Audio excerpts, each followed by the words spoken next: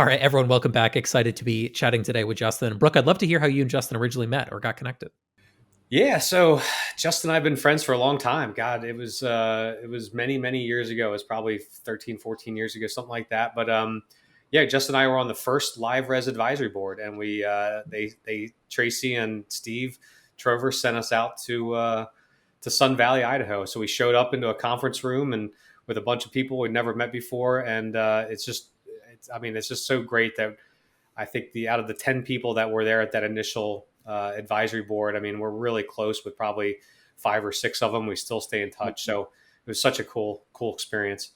Yeah, I mean, don't forget the picture you sent me to meet you at the airport in Denver. You sent me a picture of some West Virginia looking mountain hillbilly with a parrot on your shoulder holding a gun and said, hey, find me in the airport. And I was like, yeah. So I didn't respond. I was a little freaked out. But, I you did forget about that. you stayed at my properties in Maine. I used to set you up Yeah. with rental boats, and actually, I think you were my manager at Live Res for maybe 2 months or something like that. We rented a lake house out in Maine all the time and rented from Justin, and he did a great job. I love the properties, love Maine. We go up to Maine every year, and ironically enough, I was just about a week ago. I was driving by his former office before he exited that business. So yeah, we've been friends for a long time. So I'm excited to have him on the show today. Absolutely. I like Brooke, Maine quite a bit because he'll do like the meetings from there, and then he always has to flip the laptop around, like, look, there's a whale breaching, and I'm like, Brooke, like we're not in that exciting of a place right now, but he's always bragging about how great it is, so it's good.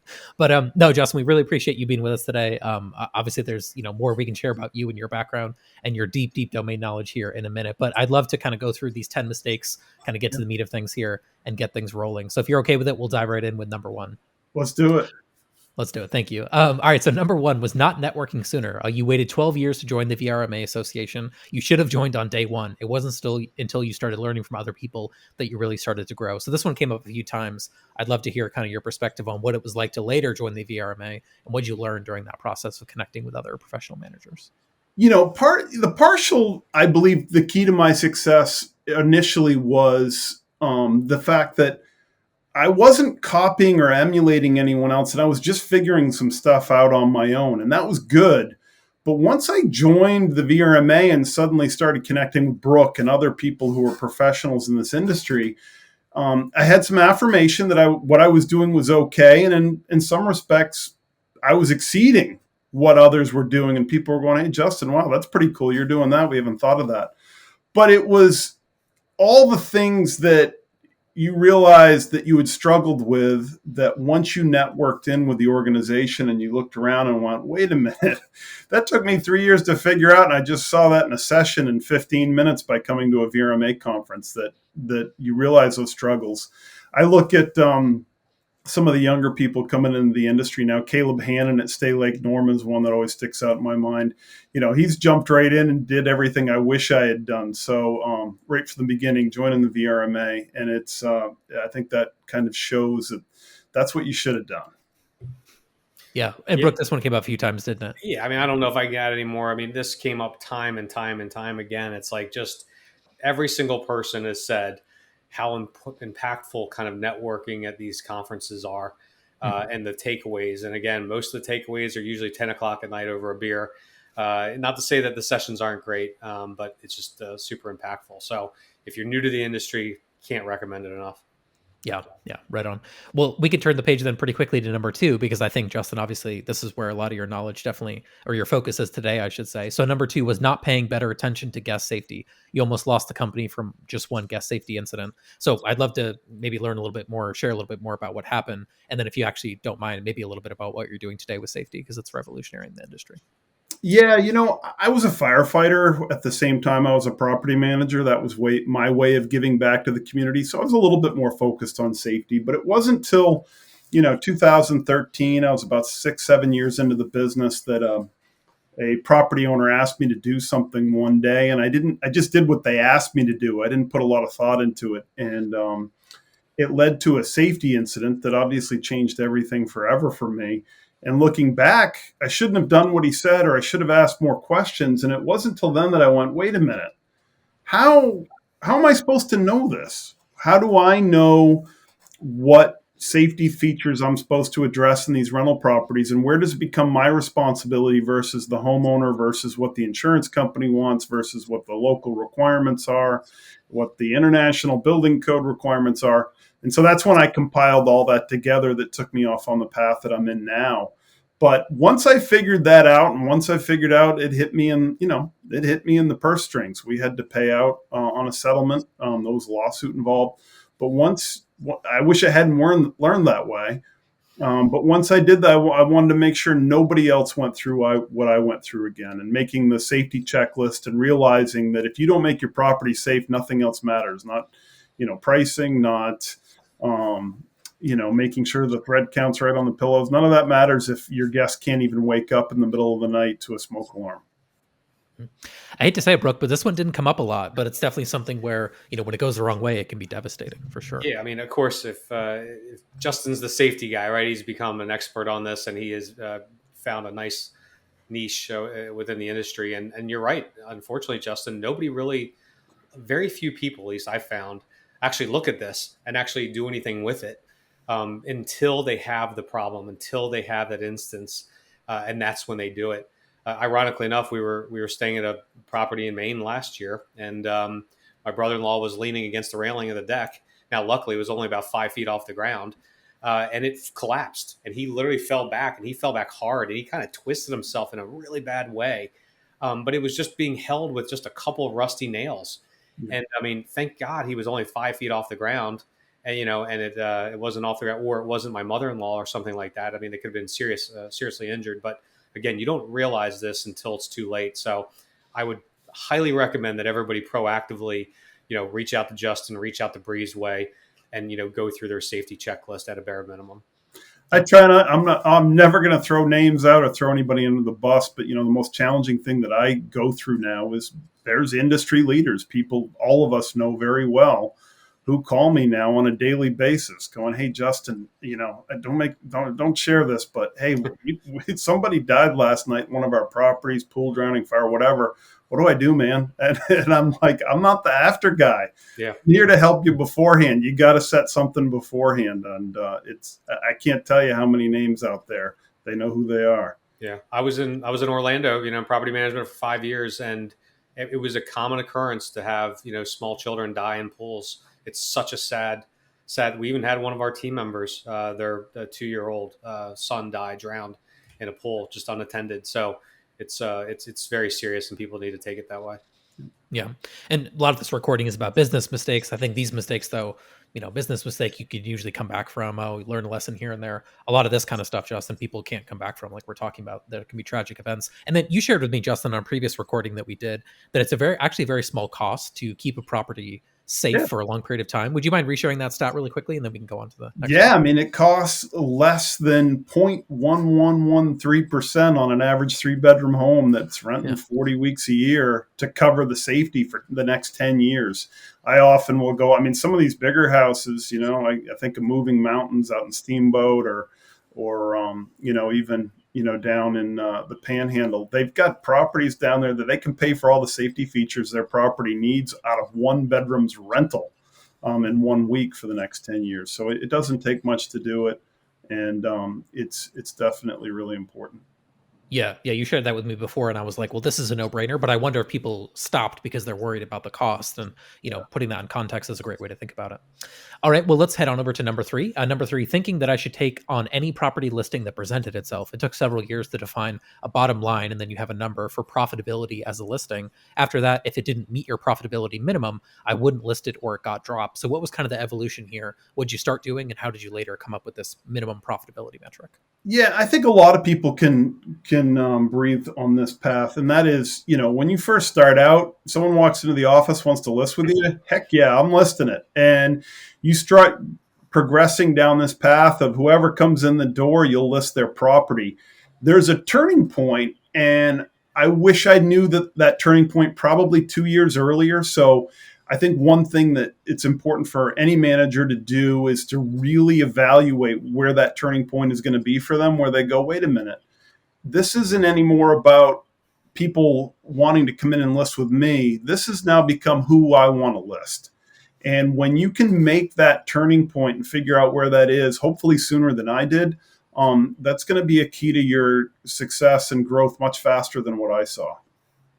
That's Justin, I've never heard anybody say it that way. And that's a great Mhm. point because everyone says this. Everyone that has an established company says, no, you need to be selective. Don't chase everything. Just be very, very selective. Well, that's really easy to say when you're sitting on 200 properties. When you're a startup and you've got no cash flow coming in those early days and you need to get inventory, like, you know what, you lower your standards. But I love what you just said there, Justin, where it's like, look, maybe you have that turning point. Maybe it's a year or two in when you actually get to the point of critical mass and you can transition but I love the way you said that. And I've never heard anybody describing it that way, but I think it's a great point. I'm sure some companies, they're smart enough and they had enough cash reserves where they could, just be very super selective in the beginning, but it's really hard. Nobody wants to be the guinea pig in the early days and, be your test case. Exactly. Yeah. No, that's a good point. Awesome. Well, that makes a lot of sense. Let's head on over to number 4. Number 4, not inviting my competitors for coffee. It wasn't until I built alliances with my competitors that we actually all started to succeed together. Your competitors are actually not your enemy. There are plenty of properties for everyone to manage. So how'd you kind of get this started when you started talking to those local competitors, and what were some of the outcomes that you kind of benefited from?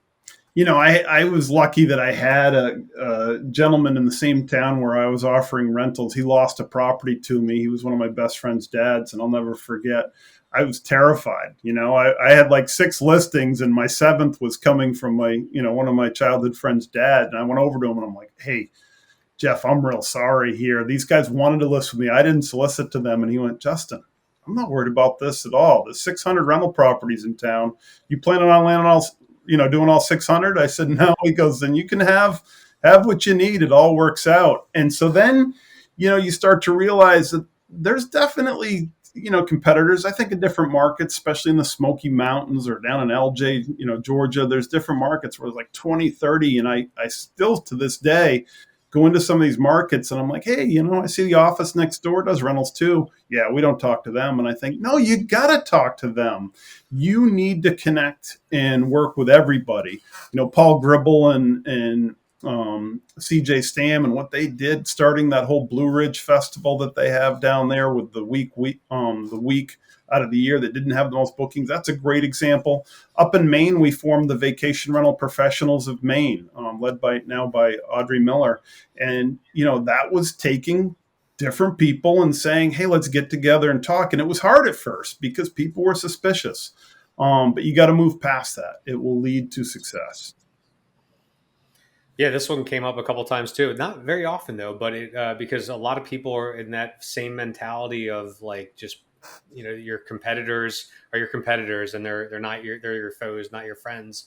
And I definitely didn't do this one. Unfortunately, I was very active in within VRMA and advisory boards and masterminds and things like that. But I never really reached out to anybody in my market, and I wish I did. It was actually one of my top regrets, one of my top 10 mistakes that I made too, and I wish I would have done it. Right on. Awesome. Let's head on over to number 5. Number 5, not realizing that managing the quote back of the house quote was just as important as the front the customer saw or the guest saw. Efficiently run property management can be very profitable. So I don't know if this one came up too much, so I'm curious your perspective on this, Justin. So tell me about the back of the house operational efficiencies you later figured out, and how did that actually increase your profitability over time? Yeah, initially it's all commission, commission, commission. How much commission can we make off of the renters and, the property owners and fees that are there? And there becomes a point where you realize I'm doing a lot of work in the background here and dealing with laundry and rental linens and all these different things. And the plumbers, these plumbers that I am recommending you come over and do stuff, they're making a lot of money and I'm hooking them up with business. And I will tell you, near the end of my run as a property manager, we were making almost as much money off the back of the house as we were off of commission and fees. We built our own laundry facility. It took 10 years to do that. But once we did that, once you realize you can pay for linens that you're renting out in one rental, and then it's maybe 2 more to cover the cleaning costs, the rest of it's profit, that you can charge these early check-in fees, late checkouts, because you're able to get people over there and process things quicker. And that, hey, Mr. Plumber, I'm going to send you all the business, but I want a 10% referral fee. And, all those different things that you can do to generate revenue in the background is really what I believe is a key to profitability. Yeah, right on. I mean, I think it wasn't something that came up a lot, but I think figuring out how to like squeeze more out of it is ultimately the way that the business actually scales and can ultimately lead to a better outcome. So I think that's a great one to share. All right, number 6, waiting 10 years before you hosted a property owner gathering party or get together. Don't be afraid for your owners to get together and gather together with you. It was not only a great retention tool, it actually helped acquire future property. So I think Lino shared this first, but I'm curious, how did you do that, Justin? What was the event that led you up to that? And then what was kind of your concerns? And it seems like ultimately it was a good thing for you.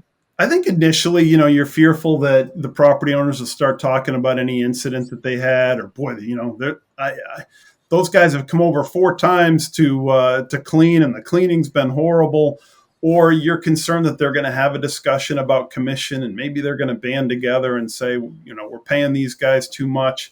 You just don't want them to get into some of the tough things. And I think we know this. This is a tough business. We all have tough conversations and communications with every property owner we work with at one point or another about something. And so the idea of having them get together is kind of scary. And Brian Olson at Beachcomber Vacation Rentals talked me into doing this. And we did it with a Christmas party, and twofold, because where we are in Maine, most of our homeowners were out of state. Not a lot could attend. So you got tons of brownie points for the fact that all these property owners couldn't make it. And sent us gifts and different things. I remember one owner sent us a whole box of Prosecco. It was like, wow, this is awesome. So that turned out to be kind of a side plus thing. But then the ones that could make it, I think you realize that they're so proud to be working with you that they felt it more of an honor to be gathered with these other owners. And it actually built us up, and it kind of created sort of a club. Like, people were like, yeah, I want to be listing with this company because those property owners have a nice place. And if I can get to that level, that's where I want to be. Yeah, this came up only a couple times. But every person that talked about it said how impactful it was. And so I was afraid to do it 100%. I never even thought about doing it. I didn't even learn about this until I shared, kind of the post on LinkedIn, until I even heard about it. So I think it's a great idea. And shameless little plug: there is a nice sidebar in the book, the Vacation Rental Secrets book from Tom Goodwin at Mount Laurel Chalets, where he talks about in depth how he does it, and it actually becomes not only a great retention tool, but it actually becomes a lead magnet for him. A lot of owners are bringing their friends and their neighbors over, and he signs up 3 or 4 properties every year just from doing that. So, Justin, it reminds me a little bit of, in the early days when we were in that live res advisory board. It becomes a little bit of just this bonding group, or this little bit of a clique, if you will. You know what I mean? And it does help build that loyalty. Like in those early days, I was never going to leave live res. Didn't matter what happened, because we had really that almost that advisory board became like our mastermind group. And I think almost these owner gatherings become that same thing. So leverage it and take advantage of it. And I would say 98% of most of your competitors aren't doing it right now. So leverage that tool. Yeah, absolutely. Nice. Right on. I love number 7 here because it's an important lesson, I think, for some folks to learn. So number 7, investing heavily in ancillary amenities. So at one point you had 30 different boat rentals, a baby gear rental division. You also did grocery pickup and provisioning, food provisioning as well. We finally realized we can make more income and save time by just adding 2 great property listings. So this was kind of like the shiny object has come up a few times. Maybe this was that, but you took it all the way through. It seems like, Justin, you were doing a lot. So how did this kind of process evolve? I probably did it longer than I should have, and definitely with some marketing value to it. I see it happen all the time now. New people coming into the industry. I just saw someone the other day, they got their first 5 listings and they're all excited, and we're going to do grocery delivery and we're doing baby delivery. We're going to do in-house massages. I'm like, I tried all that stuff. It is so much work doing that. And at first it sounds exciting, and you think you're putting forth all these resort experiences, and maybe there's a couple of really big, I'm thinking like Cassiola down in Orlando. There might be some big rental agencies that can maybe pull some of that off. But when you're starting out, you can't do that stuff. You've got to find partnerships. And like I said, if I just put all that energy I did into all that, that maybe the first year after you bought all the cribs and high chairs and you ran around the gas and delivering it all that, maybe I made $500. And I think of all the homeowners that wanted to list with me that I said, I'm sorry, I'm real busy. I'm delivering a crib right now. And they're like, fine, well, I'm not going to list with you if you're not going to come over to my house. I'm like, it's a busy day. It's turnover day. I got to pick up cribs. And gosh, I probably just lost so much money in commission by doing that. Yeah, when I remember, Justin, I rented from you, the lake house up in Maine, and he's out there literally. Here's the co-founder, the president, the CEO of this company, delivering a boat in a trailer. You know what I mean? He's got to like take it all the way down there, put it in the water. Then he's got to drive it to our pier. He's got to send somebody to go pick him up at the house. I mean, all this for, I mean, what are your margins on that, on that boat delivery? And I love how you said it. Like, in the end, we realized, like, if we picked up 2 houses, like, it would have paid for itself right there. So it's many other people have fallen in the same trap that you did, though. So yeah, hopefully this is a good warning for some of these newer people that are chasing all these other shiny objects. Yeah. And you said earlier, Justin, from the back of the house perspective, the plumber might even give you a 10% referral. Why wouldn't the boat rental company? And then what were your margins anyways? And it's a lot less headache, right? Well, I'm still making money on that. Well, my safety hat now says, make sure you're referring, to that baby gear stuff and to the boat rentals, the kayak rentals. Don't provide your own. Right. And then let the professional who specializes in that particular thing handle that and hopefully do a great job at that piece as well. Yeah. Right on. Number 8, not putting the right general manager in its place from the beginning. A good GM will relieve the property management owner of the business from killing themselves trying to grow the business. So what was this process like for you? When could you hire a GM? And how did you eventually find the right GM for your business? I think the challenge with this, and it's still a challenge for a lot of companies today, it's a challenge we had. Do you hire someone who's really experienced and pay them a lot of money to come in and be a general manager? We had that debate, and that's really hard to find that person. I know, Steve Trover over at Better Talent, that's one of the biggest challenges they have is finding some of these high-powered GMs to run some of these really big vacation rental companies. It's hard to do that. So we looked at option 2, which was let's take someone who's much younger, new to the industry, new to getting out into the business world, and let's form them.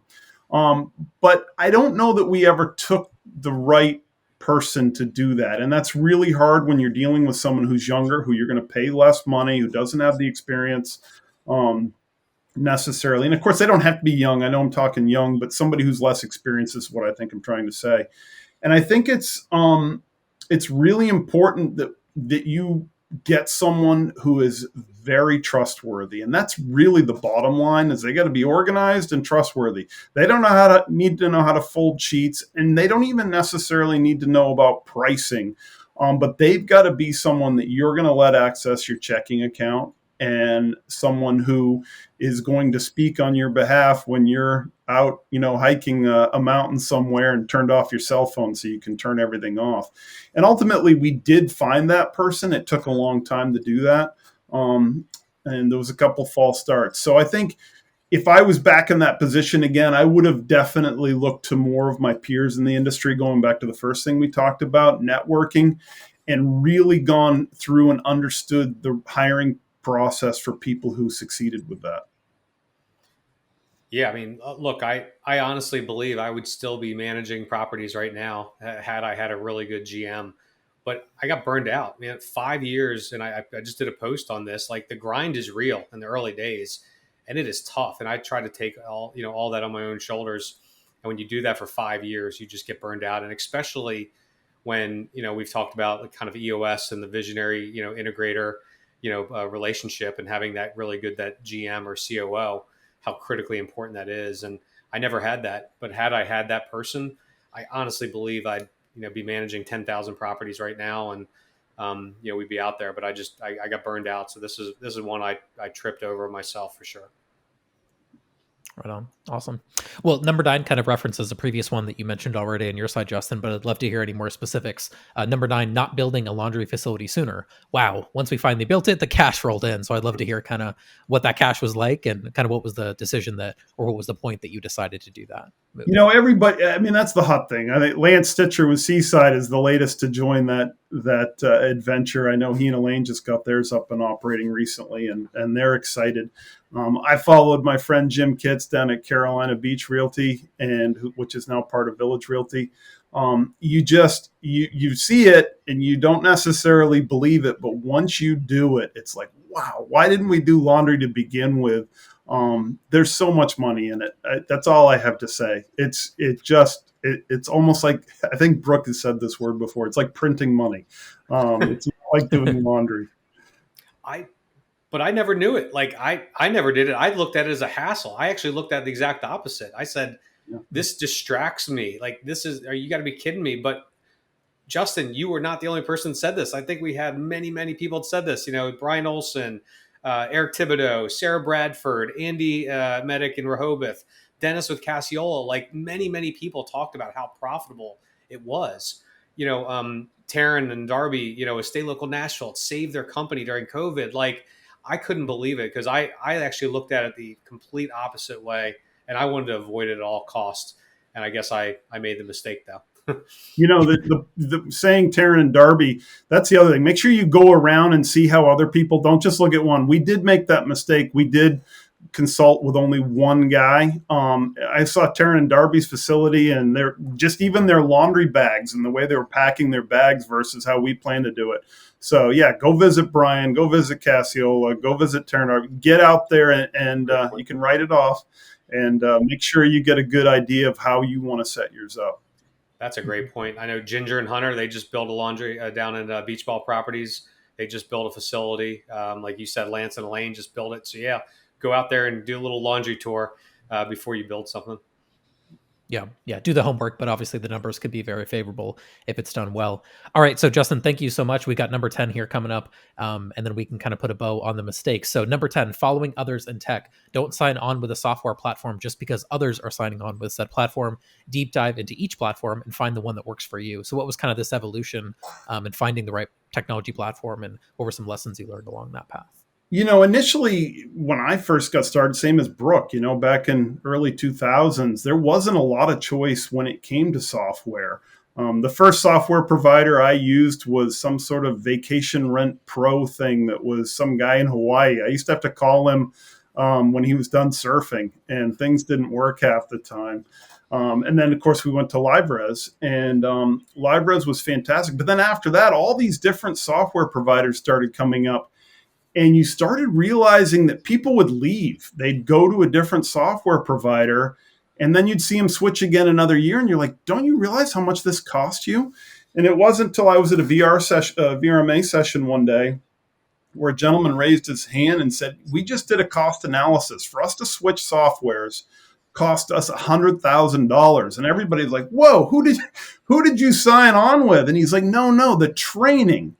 The amount of effort that goes into that, the meetings, everything that we had to do, it's an expensive thing. Yeah. And, after LiveRes, we played around with some other different software, and there was other different vendor type products we use. And you realize, wow, I just wasted so much time on something that really isn't going to work for me. And so just like with the laundry, you need to go around and try everything. And you need to deep dive into everything. You've got to get on Track. You've got to get on Breezeway. You got to get on Streamline. You've got to, Escapia. You've got to try each platform and see how it's working for different businesses. It's a monumental cost. And the other thing is you need to do it right from the get-go. If you know you're only going to have 10 properties, perfect. Hosty, guesty, whatever it is, stick with the small guys. That's where you're going to be. But if your plan is to grow, don't wait until you've grown. You need to start out with the right software from the beginning and look at that as a long-term investment. The ironic part here is Justin probably is more credit for getting all the people in Maine on LiveRes than anyone else out there. I mean, Justin was one of the first ones to sign up with LiveRes in the early days. And because of him, every other property manager in that market signed up with LiveRes. I mean, they should have been paying you royalties, Justin, for decades. I got one or two steaks. No, there's definitely a lot there to learn. Well, that takes us to the end of the mistakes, but I think Brooke has one more question for you. So yeah, Brooke. Fire away. Yeah, Justin, if you could go back and invite your kind of give your 25-year-old self any kind of advice, what would it be? Well, I think I would have taken a lot more time to be patient.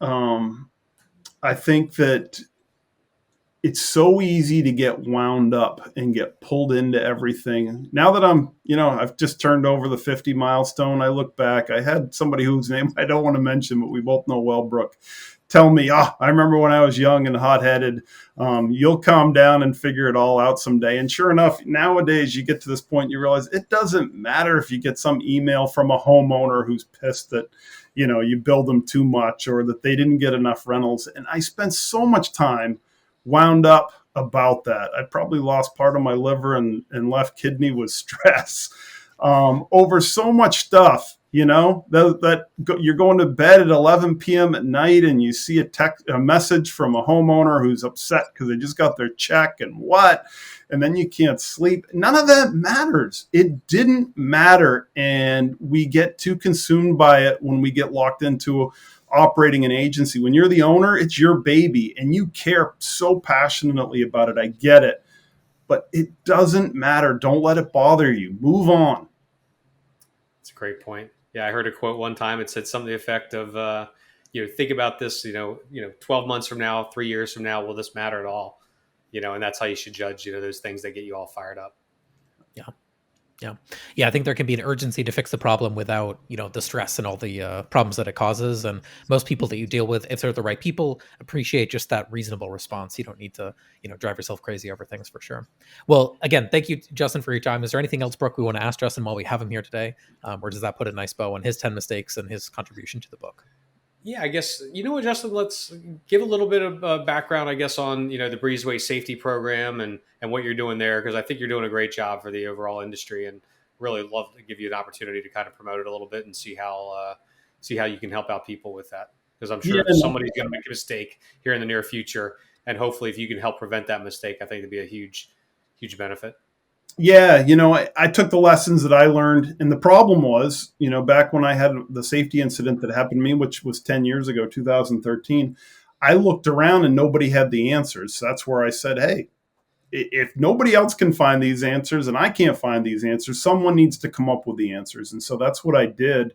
And, 7 years later, actually 6 years later, sold it to Breezeway. Jeremy Gall, my boss, has just been fantastic with his endorsement of it. It's the most important thing, and I know I say that, and people hear me say that, but it is. I've had there's people who are listening to this know they've called me, texted me at 2 a.m. What do we do? What do we do? What do we do? I hear it so much. But the best part right now that we've come to learn and what's evolved with the safety program is that it sells. And so many people now are seeing all these terrible headlines. While we're recording this, we're dealing with all the people who just perished at a vacation rental in France that didn't have the right smoke alarms. It had too many people occupying it. They couldn't get out. There's been so many of these incidents, and people see that in the media and they go, wait a minute.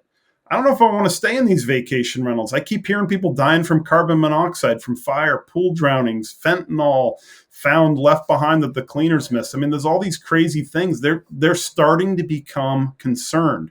So when you address that safety concern, when you get ahead of it and say, come stay with us, we care about you. We're going to show you we care about you. And in fact, and this is what we do at Breezeway, we give you that opportunity to prove that you've done and attended to the safety needs of the property. They're going to feel that much more comfortable. They're going to trust you. They're going to come back and stay with you. So it's a really good marketing path for you to follow. And I'm really excited that we get to do that. And probably the best thing that I get to do in this industry is the calls that I get of the saves. And it used to be once or twice a month I heard something. It's almost daily now where I'm getting a phone call. Had a woman just yesterday who listened to me on a podcast, talking about refrigerators and how the coils build up with all kinds of dust, and they're the number 2 appliance to catch on fire in rental properties. And like, what, a refrigerator? So she pulled her refrigerator out, and actually there was charring back there. It had probably almost caught on fire at one point.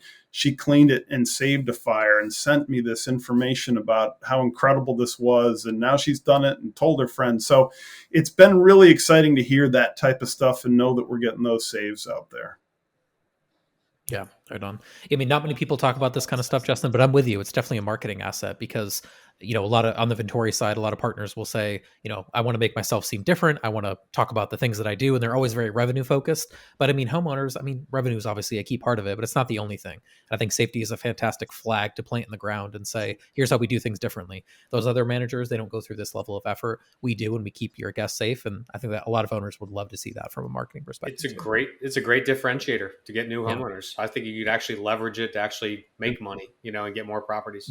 Heather Bear did it, which was really cool. When Heather Bear had her agency, she actually went to, and she talked about this a few years ago on a podcast. She went through our safety program, and then she started going into these houses, and these people were like, will you list my house? And Heather's like, not until you fix that deck railing, and not until you put smoke alarms and do all this stuff. And at first the homeowner was like, you're crazy. I asked you over here to list my house. I didn't ask for a safety critique. She laughed. Then they start talking to the competitors, and then the competitors are like, yeah, we're good to go. And they're like, but you don't care about the deck and you don't care about the smoke alarm? Because Heather Bear did. And they're like, yeah, no, we don't know anything about it. Seems fine to us. They came back to Heather and listed with her because they realized there was that professionalism and understood that this manager was going to look and care for them. And we've seen many companies have that success. I know Robin Cragen's having that success with Moving Mountains right now. He shared that a lot recently as well. That's great. Yeah. Because you're the expert then, right? You're the professional, and that's what they're looking for. That's great. Yeah. I don't think they just want someone to push buttons and take photos and put it on, short-term rental listing site. Let's be honest, they could do those sort of activities themselves in many cases. They're looking for someone to give them truly useful, practical advice. And I think safety, like I said earlier, a great flag to plant in the ground on that. I think people can go take a program, right, too, Justin? It's breezeway.io/safety is my understanding. Anybody who's a VRMA member, a member of Favor, a member of the Northwest Vacation Rental Professionals, which I know they're rebranding to change their name. They get access to the course for free if you're a Breezeway customer. There's a lot of different ways to get access, and if you don't, reach out to me. But it's a $350 course, and we have well over 1,000 people who have gone through it just since we rolled it out recently, the new versions of it. We're rolling it out in Spanish, and we now have it in 17 countries. In fact, Australia and New Zealand just reached out. They want their own version too, so it's going global. Muy bien. That sounds excellent. Awesome. Well, we'll put links in that. If this is like the video version or something, we'll put a link nearby this video so people can check it out. If not, then just go to breezeway.io, click on safety in the top navigation, and you should be able to find it. No problem. Well, again, thank you, Justin. We really appreciate it. I think this was a fantastic recap, and I think you have a lot to share with everybody. So again, thanks for your time. And we'll catch everybody on the next episode. Thank you both. Thanks, Justin. Hey guys, thank you very much.